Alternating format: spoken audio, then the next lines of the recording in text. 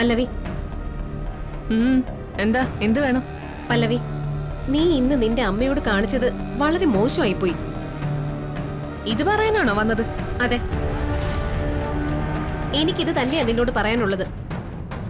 നിന്നെ 10 മാസം ചുമന്ന് പ്രസവിച്ച നിന്റെ പെറ്റമ്മയോടല്ലേ നീ ഈ അഹങ്കാര വർത്താനം പറഞ്ഞത്? അങ്ങനെ പറയാൻ പാടുണ്ടോ? ജീവിതത്തിൽ ഏറ്റവും ബഹുമാനിക്കേണ്ട ആളല്ലേ നിന്നെ പ്രസവിച്ച നിന്റെ അമ്മ. നീ ഇങ്ങനെ മുഖത്തടിച്ചതുപോലെ പറഞ്ഞത് അമ്മയ്ക്ക് എന്തുമാത്രം വിഷമം ഉണ്ടാക്കിയിരിക്കും. ഓ, ഞാനതൊന്നും ഗൗനിക്കുന്നില്ല. നീ ഗൗനിക്കണം. അമ്മയെ മറന്ന് നീ പെരുമാറരുത് പല്ലവി. അത് പാപോ. അമ്മ നിന്നോടുള്ള സ്നേഹം കാരണം നിന്നെ വിഷമിപ്പിക്കണ്ടെന്ന് കരുതി ഒന്നും പറയില്ലായിരിക്കാം.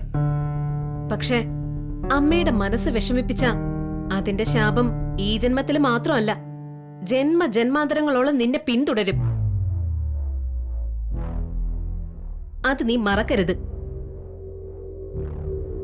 പിന്നെ ശാപവും പാപവും ഈ 21ാം നൂറ്റാണ്ടിലല്ലേ അതൊക്കെ കിട്ടാൻ പോകുന്നത്. അമ്മയായാലും ആരായാലും നിൽക്കേണ്ടടുത്ത് നിൽക്കണം. ഇല്ലെങ്കിൽ ഞാൻ എന്റെ വായി തോന്നുന്നത് പറയും. അതത്ര നല്ല സ്വഭാവമൊന്നും അല്ല. എന്റെ സ്വഭാവത്തെ ആരും മാറ്റിയെടുക്കാൻ നോക്കണ്ട. ഇതിനുള്ള മറുപടിയെ ഞാൻ പറയുന്നില്ല. പക്ഷെ ഒരു കാര്യം നീ ഓർത്തോ, നാളെ നീ ഒരു അമ്മ ആവേണ്ടവളാ. അപ്പോഴാ നീ നിന്റെ അമ്മയുടെ വില അറിയാൻ പോകുന്നത്.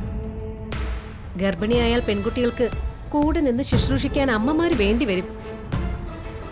അത് നീ ചിന്തിക്കുന്നില്ല അല്ലേ? എന്നാ നീ അത് ചിന്തിക്കണം പല്ലവി.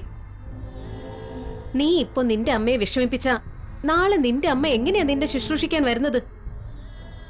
നിന്നെ പേടിച്ച അമ്മ വരില്ല. അന്ന് നീ തനിച്ച് പ്രയാസങ്ങളൊക്കെ അനുഭവിക്കേണ്ടി വരും. ഗാർഗി, നിനക്ക് ഇപ്പോഴത്തെ പല്ലവിയെ അറിയത്തില്ല.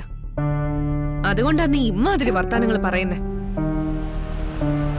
അതെ, ഇന്നത്തെ കാലത്ത് പണം കൊടുത്താൽ കിട്ടാത്തതായി ഒന്നുമില്ല. അമ്മയെ കിട്ടൂ, അമ്മയെ കിട്ടൂന്ന്. അമ്മ എന്തിനു വേണം?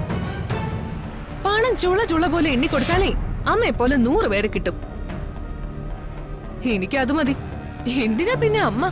പല്ലവി, ദൈവത്തിന് നിരക്കാത്ത വർത്തമാനാ നീ ഇപ്പൊ ഈ പറയുന്നേ.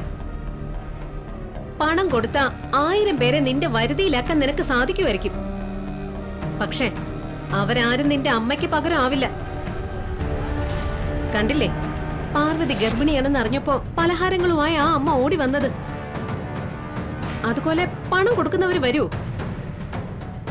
അവർക്ക് അമ്മയുടെ ആ ഒരു സ്നേഹം ഉണ്ടാവോ? ആ കരുതലുണ്ടാവോ? ഒന്നും ഉണ്ടാവില്ല. നിന്റെ ഉപദേശം നീ നിർത്തുന്നുണ്ടോ? കേട്ട് കേട്ട് തല പൊളിയോ? ഞാൻ നിർത്തി. പക്ഷെ നീ ഒന്ന് ഓർത്തോ, പെറ്റമ്മയെ വേദനിപ്പിച്ചവരാരും ജീവിതത്തിൽ നന്നായിട്ടില്ല. അമ്മയെ അവഗണിക്കുന്ന നിനക്കും അങ്ങനെ ഒരു അനുഭവം വരാതെ നീ സൂക്ഷിച്ചു.